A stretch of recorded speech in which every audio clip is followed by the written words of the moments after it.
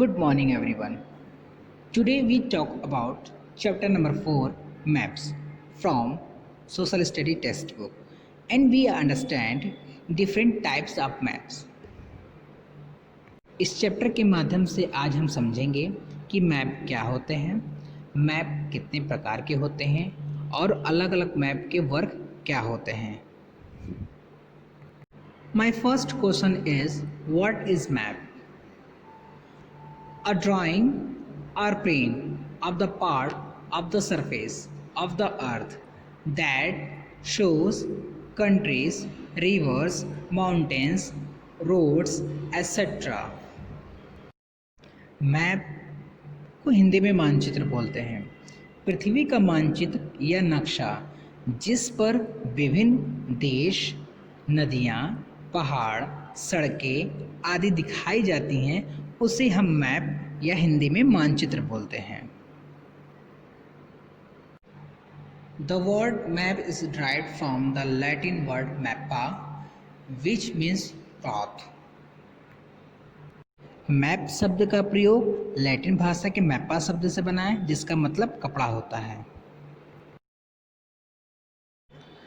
You know, a map gives informations about the earth's surface in a simple and graphic manner and help us to understand where we are in relations to other people and places. A flat can be show large areas on single piece of paper, making it easy to compare landforms, cities, countries, etc. A map can be rolled or folded and stored or carried around easily. Map से हमें पृथ्वी के महत्वपूर्ण स्थानों की जानकारी मिलती है. रेखा चित्रीय तरीके और उसकी सहायता से हम समझ सकते हैं कौन सी स्थान कहाँ पर है. हम मैप की सहायता से किसी बड़े स्थान को एक कागज पर प्रदर्शित कर उस स्थान के बारे में समझ सकते हैं, जैसे शहर, देश इत्यादि. मैप को आसानी से रोल किया जा सकता है, उसे मोड़ा जा सकता है, इसे आसानी से उठाया जा सकता है, जबकि ग्लोब में ऐसी व्यवस्था नहीं होती है. Types of maps. Physical maps. Physical maps, maps showing natural of the earth such as mountains, plateaus, plains, rivers, oceans, etc. are called physical or relief maps. Physical maps means भौतिक मानचित्र पृथ्वी की प्राकृतिक आकृतियों जैसे पर्वतों, पठारों, मैदानों, नदियों, महासागरों इत्यादि को दर्शाने वाले मानचित्रों को भौतिक या उच्चवच मानचित्र कहा जाता है. आप इस मैप के माध्यम से देख सकते हो कि भारत में पठार, तट के मैदान, रेगिस्तान और हिमालय कहाँ पर स्थित है.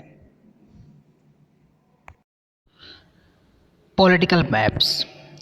Maps showing cities, towns and villages and different countries and states of the world with their boundaries are called political maps. Political maps means राजनीतिक मानचित्र राज्यों, नगरों, शहरों तथा गांवों और विश्व के विभिन्न देशों व राज्यों तथा उनकी सीमाओं को दर्शाने वाले मानचित्र को राजनीतिक मानचित्र कहा जाता है.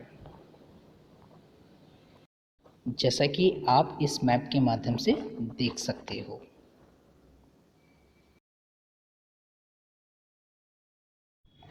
Thematic maps.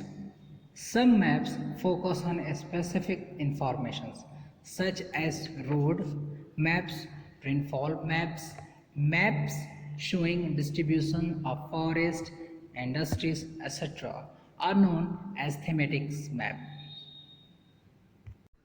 Thematic maps means thematic मानचित्र.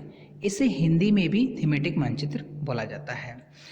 कुछ मानचित्र विशेष जानकारियाँ प्रदान करते हैं जैसे सड़क मानचित्र, वर्षा मानचित्र, वन तथा उद्योगों आदि के वितरण दर्शाने वाले मानचित्र इत्यादि। इस प्रकार के मानचित्र को थीमेटिक मानचित्र बोला जाता है। Direction. Most maps contain an arrow marked with the letter N at the upper right hand corner. This arrow shows the north direction. It is called the north line. When you the north, you can find out other directions. For example, east, west and south. Direction means दिशा।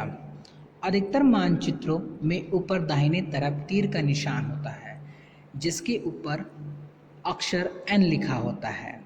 यह तीर का निशान उत्तर दिशा को दर्शाता है। इसे उत्तर रेखा कहा जाता है। जब आप उत्तर के बारे में जानते हैं तब दूसरी रेखाओं जैसे पूरब, पश्चिम तथा दक्षिण के बारे में पता लगा सकते हैं। Symbols. It is a third important component of a map.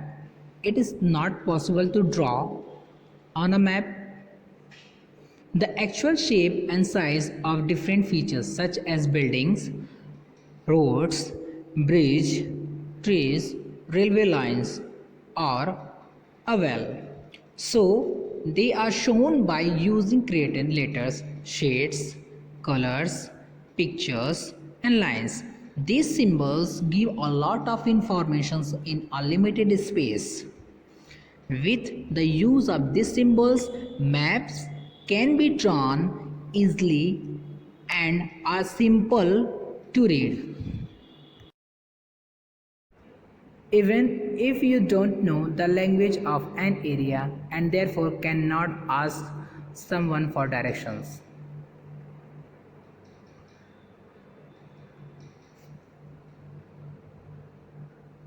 Symbols यानी प्रतीक यह किसी भी मानचित्र का तीसरा प्रमुख घटक है। किसी भी मानचित्र पर वास्तविक आकार एवं प्रकार में विभिन्न आकृतियों जैसे भवनों, सड़कों, पुलों, वृक्षों, रेल की पटरियों या कुएं को दिखाना संभव नहीं होता है। इसलिए वे निश्चित अक्षरों, छायों, रंगों, चित्रों तथा रेखाओं का उपयोग करके दर्शाए जाते हैं। ये प्रतीक कम स्थान में अधिक जानकारी प्रदान करते हैं। इन प्रतीकों के इस्तेमाल के द्वारा मानचित्र को आसानी से समझा जा सकता है। Students, chapter 4 maps is finished. Thank you.